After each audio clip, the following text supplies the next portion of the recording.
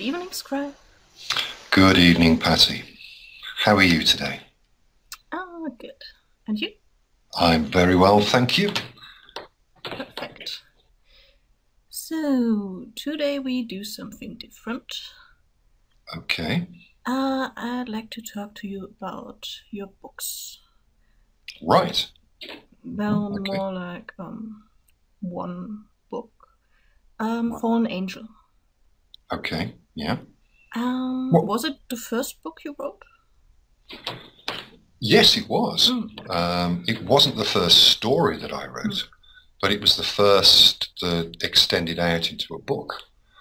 I had written lots and lots of short stories. If you remember, I posted recently on my WordPress site, I posted the start of the Scribe. I entered a competition purely on the whim of my mother, of all people. She mentioned it to me, said she was entering this competition in this women's magazine. And why didn't I enter it too? So she gave me the details, and I looked at the premise of the story and thought, I could probably come up with something for that. So over a course of a couple of weeks, I did, sent it in, thinking not a great deal about it, forgot all about it. Lo and behold, it won. Mainly because I'd come at it from a completely different angle from other entries, I think. And secondly, the story seemed to capture their imagination. So that was back in, that was a long time ago, Patty. That was probably 89, 90, something like that. And between that date and when I started writing Fallen Angel, I had written lots of short stories on request on a website called Alt, which is an alternative website.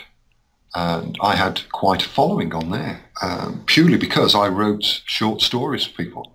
They would send in a request in a mail or talk to me direct in one of the chat rooms and ask me for a particular theme, and I would go away and write a short story and post it up there, and everybody liked them. I had thousands and thousands of followers on there, and these stories were going out. And at the time, which was 2005, I think it was, yes, 2005, the lady in the story, Mystery Angel, she and I were in a relationship, and she said to me, write me a story for us. Write it about us. And I said, well, do you want me to publish it anywhere? And she said, no, just write it for me, write me chapters, and and I'll read them as you go. So in between time, I was writing chapters of Fallen Angel, and it grew into the book that it is today. Did she sometimes say you should change something, or is it the original? It's original. As it is. I was very careful in as much that though I used real people in the story, they are all real people. Their characters were changed in some instances subtly, in others not so subtly. For example, the character Christopher, his character in the first book is very similar to how he is in real life. His physical description is completely different. I don't think it's too much of a spoiler to tell you that Christopher in the story is around 5'10", light built, a fit young lad, whereas Christopher in real life, which isn't his name, but Christopher in real life is 6'4" and he's a bodybuilder. He is huge. He is a lot bigger than I am, and I'm 6'2", and he's a big boy. But he was still a sub, and he liked serving couples, and he served Mystery and I at social events and various other things. He was really, I suppose, Mystery's pet, because she used to tease him something awful, poor lad. But he liked serving a couple, so but I changed his character. He knew it was him. And he was quite pleased with that, and everybody else that was in there. Rachel, the girl that was in there, she was real. Obviously, Mystery and DL were real, you know, based on real people. So Lady J is a real lady. She's gone to live in Italy now, so I don't have a great deal of contact with her, but she's been a friend for a long time. She loved being in the book. Wait, Lady J, was that the one who switched? Yes. Oh. Yes. She was a switch. Angela was a definite switch. She had a leaning more to the dommy side. But yes, she would sub to the right, you know, to individuals, to the right people. So they were all based on real people, but I was very careful in the details that I used were similar enough, mainly for them, because, you know, part of the agreement with Mystery was that, you know, other people would get to see this that were involved and stuff. So they would recognize themselves, but the changes were subtle enough so that they weren't named, and, you know, no personal details were given. Obviously, as the story grew, it developed alongside the relationship that we were in at the time. So, you know, I can tell listeners that an awful lot of the incidents in there actually occurred. They are real incidents. Some have been added for poetic license and for the story, as the story grew. But I won't tell you which ones. You're going to have to read the book and find out. And then you can ask me afterwards to say, okay, scribe, which ones are real and which ones aren't. And I will tell you. But an awful lot of them, in fact, the majority of them, are real incidents. They're based on events that actually happened. So once again, I had to be careful on the details that I revealed. You can't give too much away. Though it is a fictional account, the main character, DL, bore no resemblance to my lifestyle. He's what he is. It was just based around a character. So that is fiction. The background of the story is fiction. However, like I says, the people and the events and an awful lot of the places that are within that book are real. You know, the names have been changed, but it doesn't take a great stretch of the imagination when you find out where and what it is, how close the actual description is to the real thing. I wanted it to be real because it was written for somebody who knew all these things. It was written for somebody that had, you know, met all these people, that had been to these places, that knew these things, and of course, in a lot of cases, experienced them. So that was important to try and keep the realism there.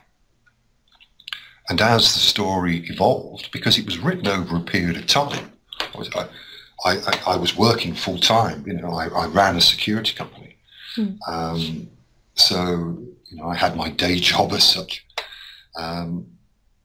It was written in evenings and weekends and a free period of time. So it took quite a while to actually put together. It probably took 6 to 8 months of putting it together, just writing it off the cuff and filling in details as I went. It was never intended to be published, Patty. It was never intended to be a commercial story. It was a vanity project, just for me and Mystery and anybody else who knew us that were in the book. I came across a site called Autonomy and put it on there just to see what people thought, and people liked it. You could sell copies through there, so a couple of copies were sold. It had a pretty crap cover, I've got to say. It was, and the story was still very raw. It hadn't been proofwritten, it hadn't been checked, it hadn't been proofread, it hadn't been edited, it was as I wrote it. So, you know, mistakes. So first draft. Yes, it was, very much so. But people still liked the story. It attracted a lot of comments. Now, this is in 2005, so you can imagine this was way before the current climate. that we're going now. So it was seen as, people commented, it was very edgy, and it was completely not mainstream according to, you know, comments through Autonomy. And other people that read it thought, you could never publish that. It's too edgy, too strong, too graphic, too, you know, people wouldn't believe that it's real. So I did nothing with it. And it sat there, and it sat there, and it sat on Autonomy. Then, of course, we came to, when was it, 2010, 2011? And the literary world changed. Suddenly, you know, this type of erotica came into the marketplace. We all know the results of that and what has happened. And I'm not going to touch on that again because I do hope her hair falls out. I've said that before. No, I don't. Miss James, I seriously don't. You've got lovely, beautiful hair, and I hope it stays forever. And I've seen an interview. She seems to be a rather nice lady. Does she? I haven't seen one. I think I exchanged a few words with her on Twitter many, many moons ago. But from what I have seen, yeah, she had a marketing team. I'm not going to go into the pros and cons of what I think about the story and its style of writing and all the rest of that. It will sound very much like Sour Grapes, which of course it would be, because she sold, what is it, something like 110 million copies? I have no idea. Bitch. So, but she had, but she's had a superb marketing. I can't really say that. I'm sorry, Miss James, you're not. Yes, I can, bitch. She had a superb marketing team around her, and they sold it to a world that was ready. We were ready to suddenly, you know, to grow up, move away from Mills and Boon and Hallmark and body strippers and long shuddering sighs when he grasped her quivering thigh, all that stuff. You know what I mean? We've all read them. We've all read them, and we may chuckle, but they were a mainstream source of romantic naughtiness. Then the change came, and all of a sudden, you know, it became hip to walk around with a set of handcuffs in your pockets and be extremely mean to pretty young girls, which a lot of people didn't realise we'd been doing for years and enjoying it in our privacy. But it suddenly became okay to write about it. So my book had been sat on Autonomy. And when all this happened, a friend of mine said, "You've got that there book that you have done nothing with. Throw it out to some publishers and see what they think. Things have changed." So I sent it out for publishers just on a whim. It was just, okay, let's see what happens. And one of them came back to me and said, "I'd like to run with this." In fact, no, two of them came back to me and said, "I'd like to run with this." And I picked one of them who seemed to have, you know, my best interests and a marketing plan, and, you know, they got this scheme. So out it came. They gave it a new cover, they did a launch, they did a lot of shouting about it, and it was revamped, it got tidied up a little, and out it came. With the advent of the trilogies becoming popular, the publisher said to me, "Could you write a trilogy?" I said, "Well, possibly, but obviously there's a gap now of nearly 10 years between that book and where we are today. So the characters no longer exist in the same format as they do. I will try." Now, at the time, I had just gone through a little, shall we say, a life-changing experience. And I was not so much angry at the world. No, that's a lie. I was very angry at the world. And I did a lot of ranting and also a lot of consuming of vodka. And book 2 came out, and it's a lot darker than book 1. It is very dark in comparison to book 1. which reflected my state of mind at the time. That is the type of writer I am. I write from whatever emotions I've got going at the time. And when I look back through a book, certainly with Fallen Angel, I can see the moments where there were good things going on in my life, in the relationship, in everything that was going on. I can also see the bad things. That was a bad period of time, so the book reflected that. That is how I write. I can't, it just is how I am. So, you know, that changed. So book 2, and then of course it grew, and then book 3 came out, which I found easier to write because it was completely fresh, still the same characters. They'd all been modified, and new people had been added as new people came into my life within the lifestyle. So new characters appeared in each of the books, but they are real people. They exist. They are real people. And then, of course, we've gone from there, and then the 5th book finally came out, I think, in 2013, 2014, Future Desires, and that completed the saga. So with Fallen Angel, it was almost an accident, Patty.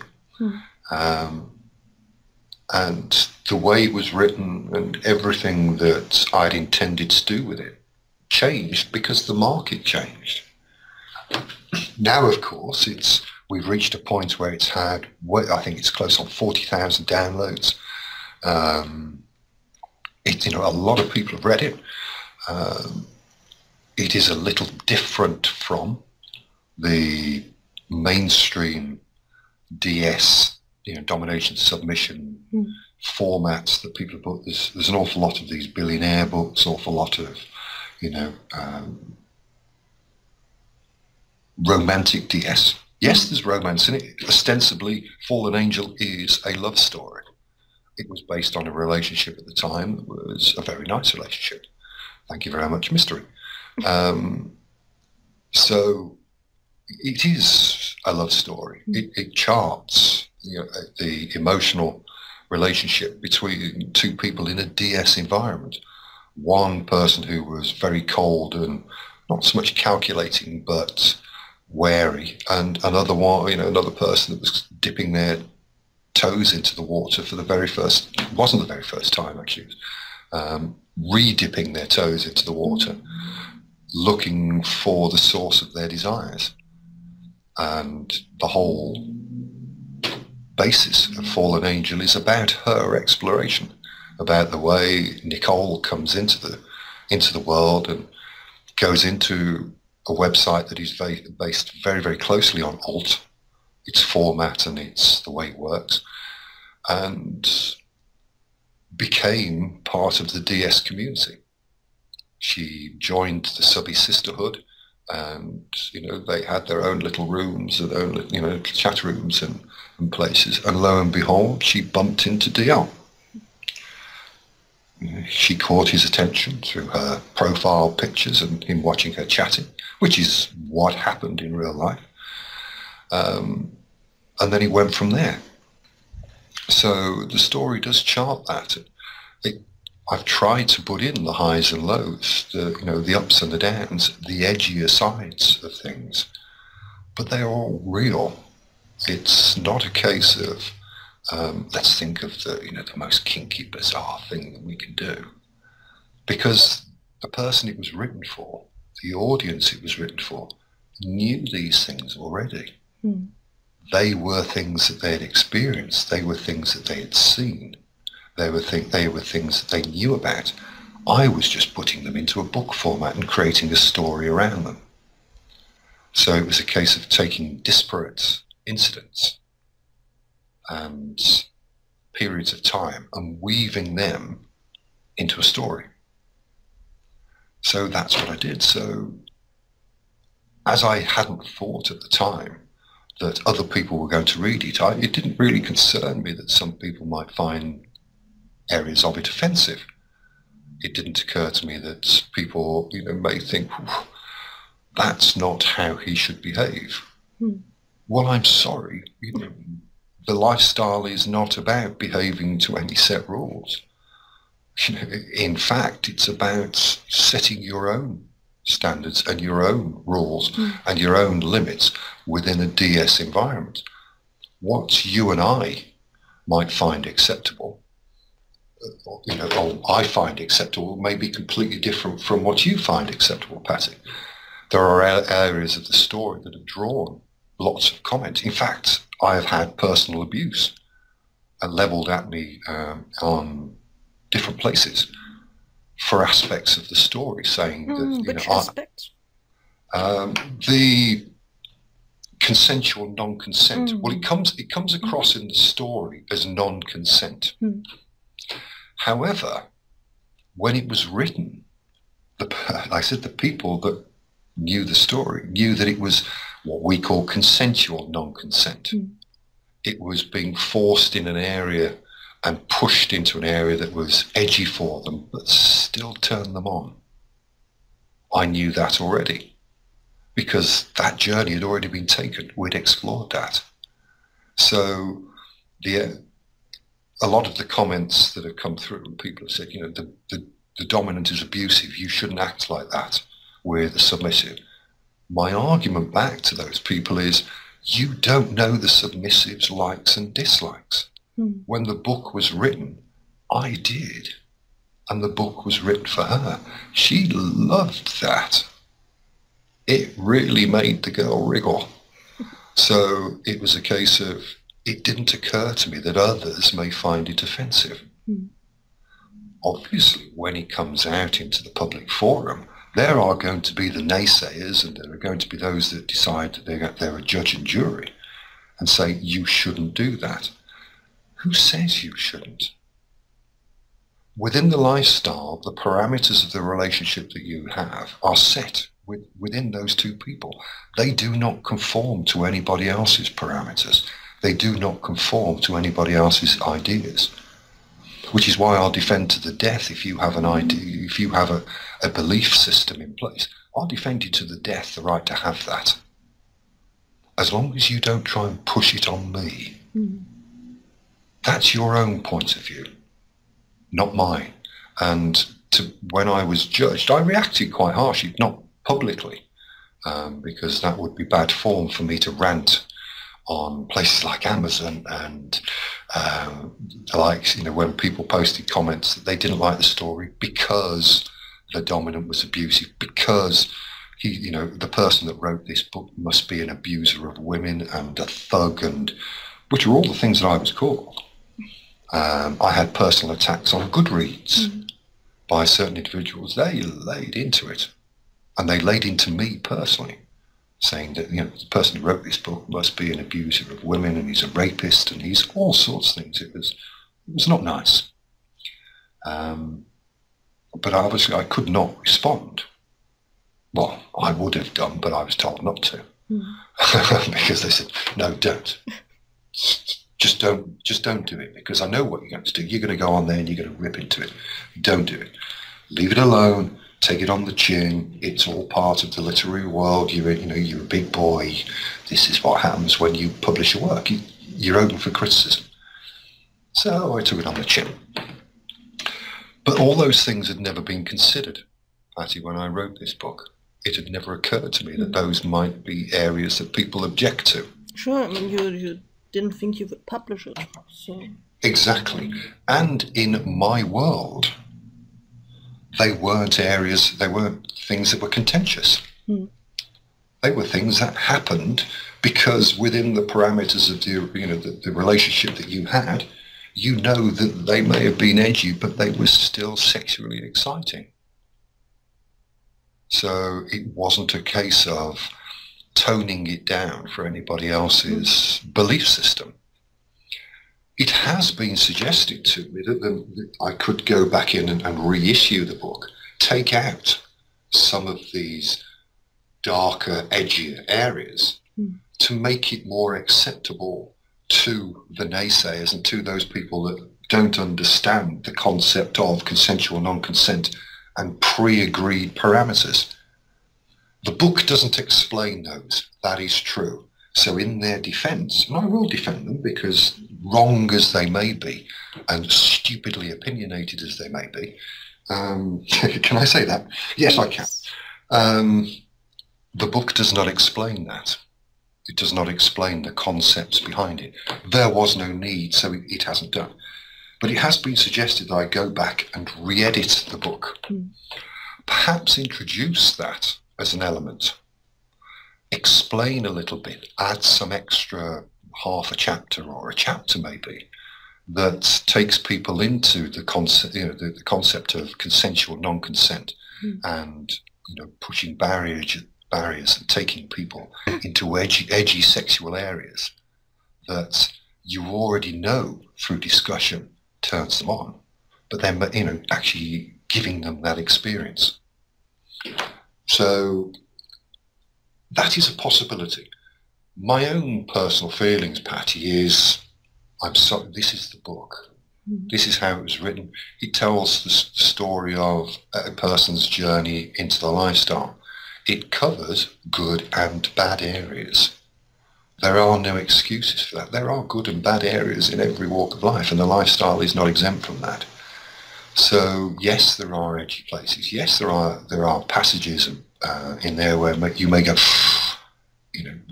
collective intake of breath and sucking of teeth and shaking of heads.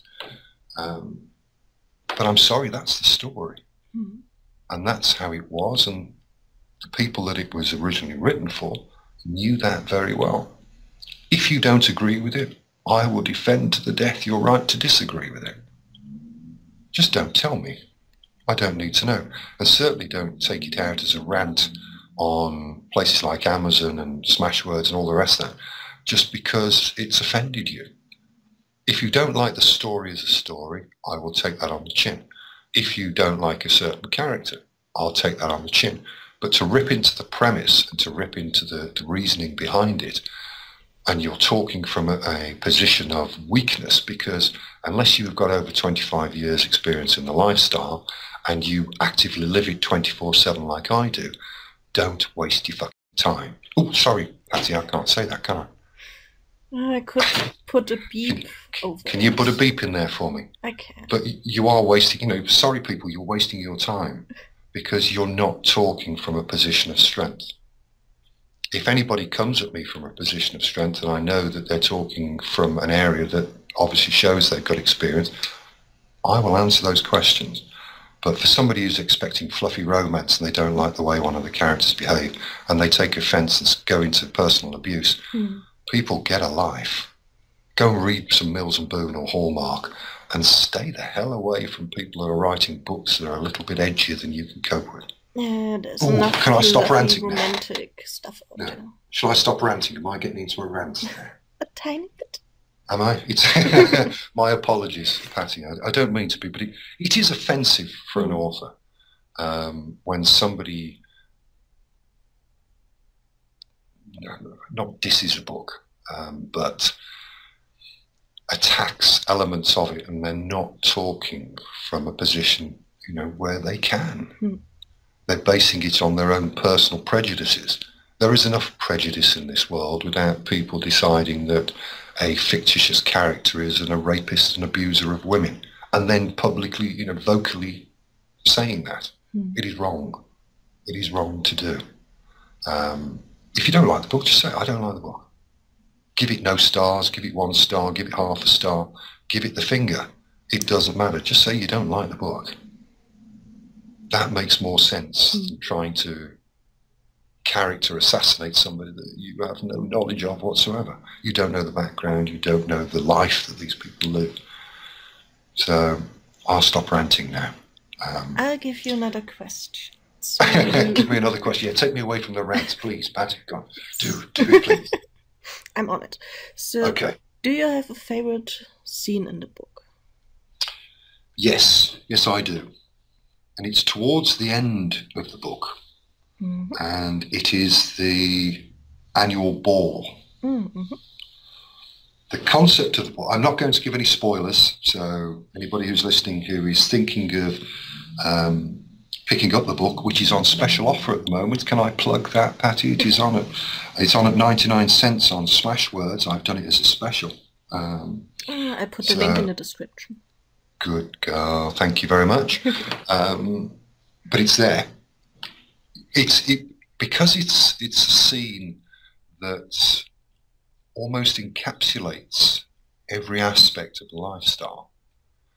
There is in that particular scene in that chapter. It's a couple of chapters of the book actually, because it's almost like the finale. It's the build-up, the whole thing. There is romance in there. There is obvious kink, because it introduces various concepts within the lifestyle of bondage, of domination, of sexual limits. It brings in the concept of the community, of the people that feel that the lifestyle is a community, and bringing them together and enjoying and celebrating the lifestyle. And it was also a great chapter to write, because I could let my imagination flow with the whole concept of the ball. I love theatre within the life, Patty. I love mask balls. I love, the theatre and drama that can be created from, just knowing that you're in a world of like-minded, kinky individuals that have sexual appetites probably different from an awful lot of people, and they're not afraid to let you know. That whole premise, the whole thing about the ball, that's my favourite part of the book.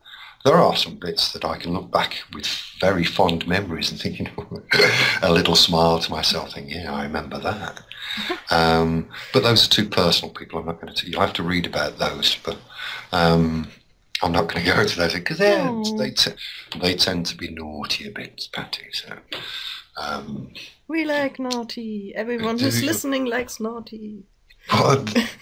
Let me think. There's one incident that all I will say is involves a car park. That was a very interesting thing to have happen. I'm not going to say any more, but it took a while for it to actually happen. In the story, I blended it into the story, so it flows within the realms of experiences that Nicole was having as she went through. But it actually took a while to make happen. I needed to do a little bit of work and some arranging and lots of deviousness, which is, I know that comes as a shock to everybody out there that Scribe can be a little devious, but he has his moments. Did that sound sincere? That does seem nothing. Well, it wasn't. So it took a little bit of jiggery-pokery, shall we say, to make happen, because it wasn't based around one of my desires. It was based around hers. So that is an interesting scene. That was actually fun. That was an awful lot of fun. Let me think. Others. The first meeting is always an important point in any DS relationship. Now, I'm a great advocate of, and I've said it countless times, go and have a coffee, meet them face to face, vanilla environment, feel safe, get to know them. Back then, there was a lot more formality. Nicole was also very old school, old guard. So she liked the formality. She liked the theatre. She liked the obedience side of it. She liked to feel owned and to have that control over her. So the very first meeting is probably completely opposite to what I would advocate to everybody else. However, it was right for us. It fitted in with our feelings and our desires and our concept of the lifestyle. It suited us. Whereas now I would say go for a coffee, meet them in a vanilla environment, be safe and do this. Back, then and you also at that moment. talked a lot before. Oh God, yes. I mean, The website that is based around the underworld, which is the basis and almost like the rock around which the story is built, exists as alt. And the chat rooms have various flavour titles, from pain room to, squeal room to whatever you want to call it room. And plus, regional rooms and UK room and European rooms, all over the world rooms.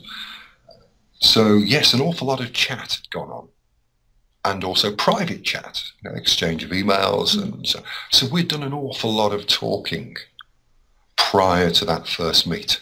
The book foreshortens things, only from brevity's sake. Otherwise, you'd have a book that was, 5 times the size of War and Peace if I charted it real time, which even I would have probably fallen asleep at trying to write. So it has been foreshortened, so it may appear as though it happens very, very quickly, and it's very intense, which it was. But that's only for the story's sake. It actually took a lot longer to get there than the book makes out. So I knew an awful lot more about Nicole than the story actually maintains.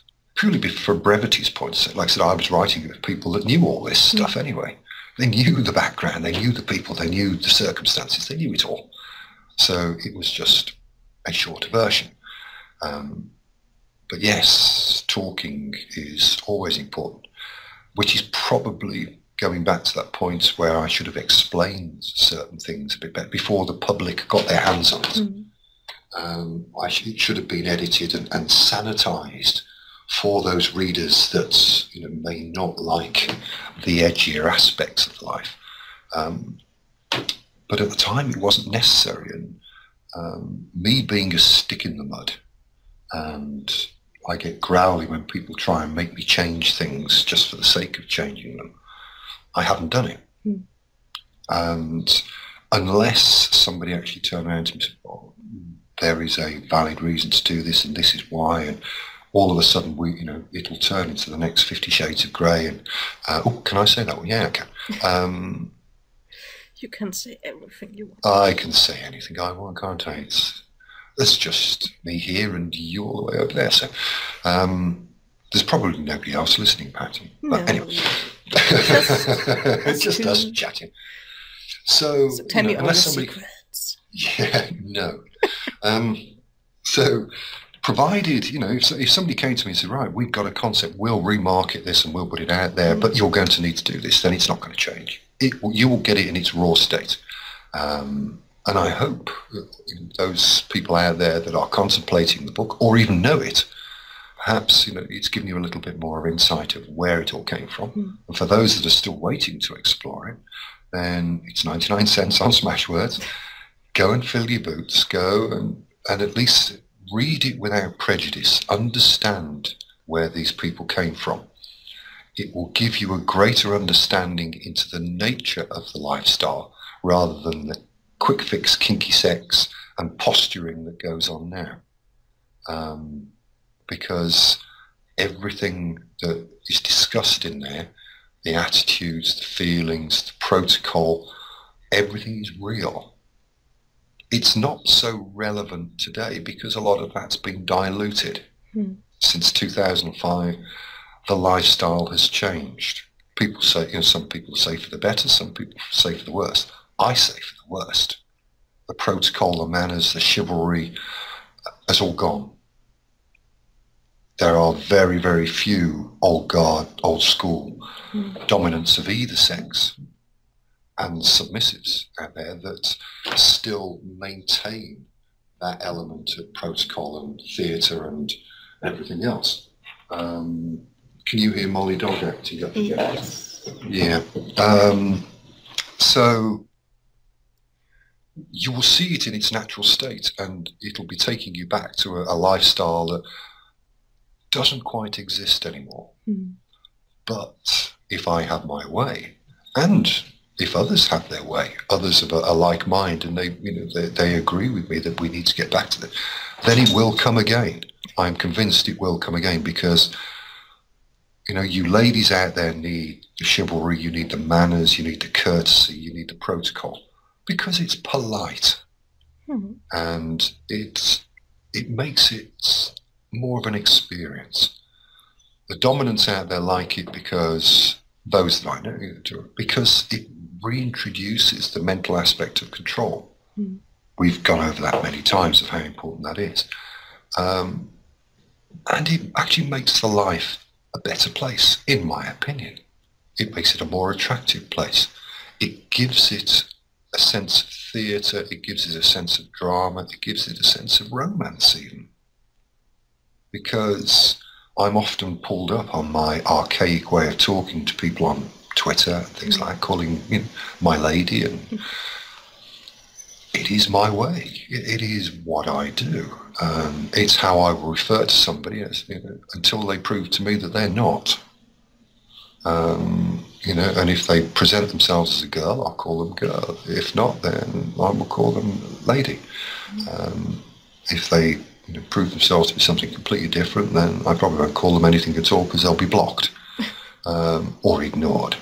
So it will be taking people back into a different era. But I hope they enjoy it, Patty. I really do. Okay? Yes. Thank you so much. I think a lot of your readers found that to be very interesting. I hope so, Patty. A little bit of insight. I did, so I bet I will. Okay, well, that's the first book. I mean, I mentioned about the trilogy. The only way for people to know is to go and read and explore and make their own mind up. And I always welcome constructive criticism, despite me having a minor rant in the middle, Patty. Constructive criticism. If you don't like my style of writing, that is fine. If you don't like the characters, that is fine. If you don't like the story, that is fine. If you wish to criticise, that is your right. But make it constructive, people. If you enjoyed the book, if you like it, come and tell me, and tell the world. Leave a comment, leave a review, do it. Tell people. An author lives on their reviews. They live for their readers, telling them that they liked their book. I am told every day by people on Twitter and that they like my book. My standard response is, brilliant. Well, please go and write a review. And not many do, which is a little frustrating, but it takes their time. They did me the courtesy of buying the book and reading it and enjoying it. That's good. But a little review, people, that goes a long way for writers. They need your support, whether it be me or anybody else. It's a little bit of giving them something back in appreciation for the fact that they sweated blood and tears over a story that you enjoyed. So anybody out there, if you do read the book or you've read the book, please go and review it. Good or bad, I'll take it all on the chin. Make it constructive, and if you like it, tell the world. Okay, thank you very much for talking to me about the book, Patty. Thank you. And maybe next time we could do food chain. Yes, complete change of direction. Yes, because that was interesting. Well, we will go into that next time. Then. Yes. I look forward to that, Patty. Me too. So I shall say good evening to you now, and have a pleasant night, and I shall talk to you again very soon. Okay. Bye-bye for now, Patty. Bye. Bye-bye.